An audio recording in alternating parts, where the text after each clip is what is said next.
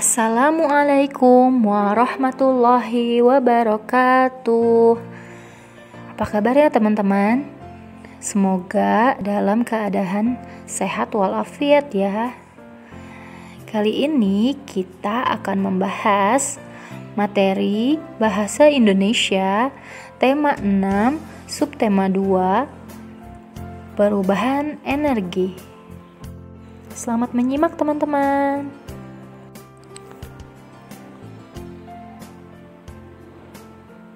Sebelum belajar, marilah kita berdoa terlebih dahulu. A'udzu billahi minasyaitonir rajim. Bismillahirrahmanirrahim. Rabbi zidni ilman warzuqni fahman birahmatika ya arhamar rahimin. Tujuan pembelajaran kita kali ini, yang pertama, siswa dapat mengetahui pengertian energi. Yang kedua, siswa dapat mengetahui perubahan energi. Yang ketiga, siswa dapat mengetahui perubahan energi dalam kehidupan sehari-hari. Yang keempat, siswa dapat mengetahui pemanfaatan panas bumi untuk pembangkit listrik.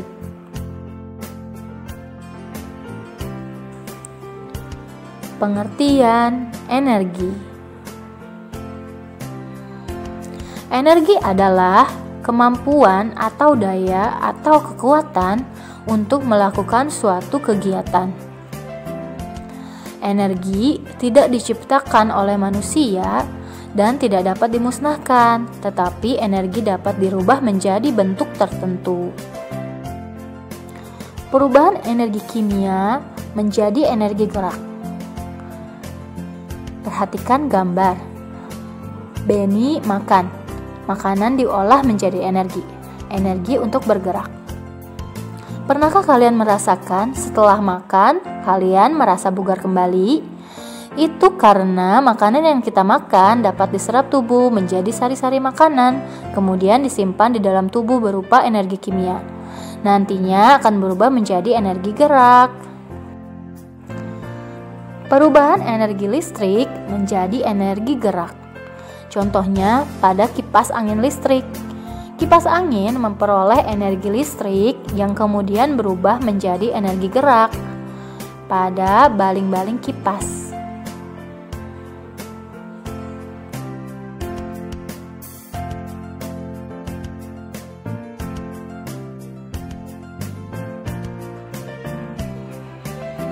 Perubahan energi dalam kehidupan sehari-hari. Contohnya setrika listrik. Setrika listrik merupakan alat yang digunakan untuk merapikan baju. Baju disetrika agar tidak kusut. Menggunakan setrika dengan panas yang sesuai. Setrika menjadi panas karena adanya perubahan energi listrik menjadi energi panas. Peristiwa yang sama juga terjadi pada kompor listrik dan penanak nasi listrik. Perubahan energi pada kendaraan bermotor.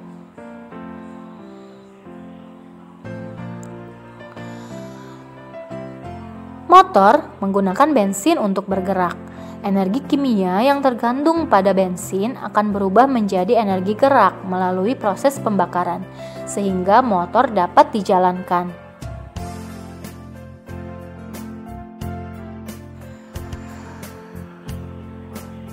Perubahan energi gerak menjadi energi bunyi. Perhatikan gambar. Gambar di samping adalah gambar angklung. Ketika angklung digerakkan, akan terjadi perubahan energi gerak menjadi energi bunyi.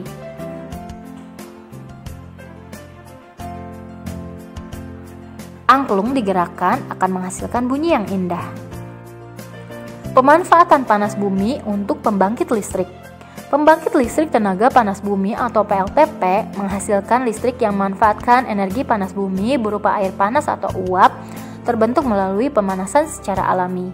Energi panas tersebut kemudian menggerakkan alat yang disebut turbin dan menggerakkan generator yang kemudian menghasilkan listrik. Listrik kemudian dialirkan ke gardu-gardu listrik dan kemudian disalurkan ke gedung, rumah, atau yang membutuhkan. Marilah kita saksikan pemanfaatan pembangkit listrik tenaga panas bumi. Energi panas bumi seperti air panas yang dididihkan dalam ceret. Kami menyebutnya sebagai konsep ceret. Alih-alih menggunakan kompor untuk mendidihkan air, energi panas bumi menggunakan panas dari dalam bumi. Cara kerjanya sebagai berikut. Panas alami bumi membentuk sumber daya geotermal atau panas bumi. Panas ini berasal dari batu-batuan yang meleleh, disebut magma. Biasanya terdapat di kawasan gunung berapi yang tidak aktif. Magma terletak jauh di bawah permukaan dan sumber energi panas itulah yang mendorong pengembangan sumber-sumber panas bumi. Selama ribuan tahun, air hujan merembes melalui celah atau retakan pada permukaan bumi dan mengumpul pada reservoir bawah tanah di atas magma. Magma ini kemudian akan memanaskan air ke temperatur di atas 500 derajat Fahrenheit untuk mendapatkan gas cair dan gas atau fluida yang bertemperatur dan bertekanan tinggi. Sumur dibor dari kedalaman 3.000 sampai 10.000 kaki dari permukaan bumi. Sumur-sumur produksi tersebut kemudian membawa cair panas bumi ke permukaan dan dapat digunakan untuk membangkitkan tenaga listrik. Karena tekanan tinggi dalam reservoir panas bumi gas cair tersebut akan secara alamiah mengalir ke atas dan melalui fasilitas pengolahan di permukaan. Gas cair panas bumi mengalir melalui wellhead atau kepala sumur dan jaringan pipa sebelum dialirkan ke separator, di mana uap panas dipisahkan dari air panas.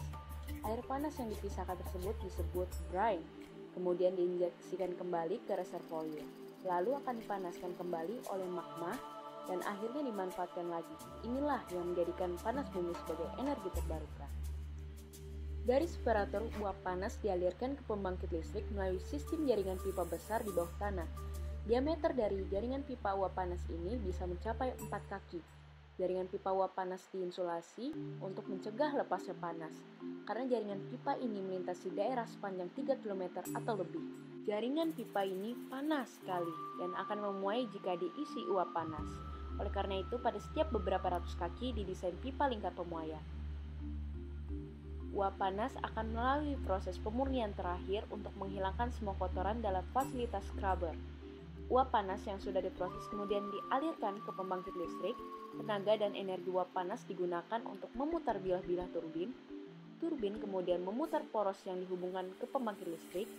Muatan listrik dihasilkan dari putaran magnet di dalam generator. Muatan listrik mengalir melalui kabel tembaga menuju trafo di luar pembangkit. Di dalam trafo, tegangan dinaikkan sebelum listrik dialirkan ke jaringan transmisi Jawa Bali dan kemudian disalurkan ke rumah-rumah dan industri.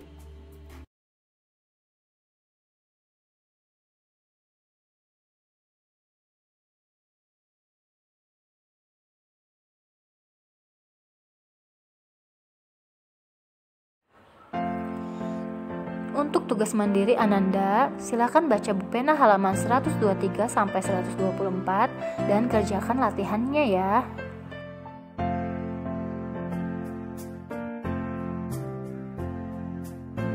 Alhamdulillah, sekian yang dapat Bu Guru sampaikan. Mohon maaf bila ada kekurangan. Tetap semangat, tetap belajar, dan tetap jaga kesehatan. Terima kasih, semoga bermanfaat. Wassalamualaikum warahmatullahi wabarakatuh.